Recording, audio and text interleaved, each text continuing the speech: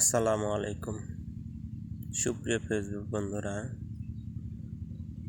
দৈনিক আমাদের বার্তা পত্রিকায় কিছু শিরোনাম দেখব, যেখানে বলা আছে ঘুষকাণ্ডে গণধোলাই খাওয়া শিক্ষা মন্ত্রণালয়ে সেই কর্মকর্তা বললেন সব কয়টারে গুলি কইরা মারুম।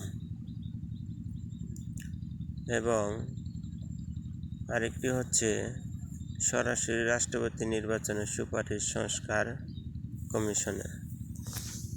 তারপরে হচ্ছে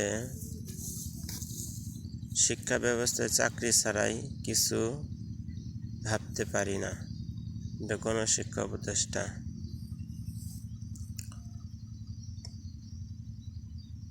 তারপরে সরকারিতে জোয়ার বেসরকারিতে ভাটা।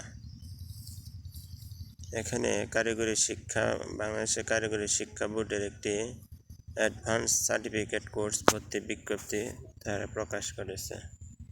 ধন্যবাদ। আসসালামু আলাইকুম।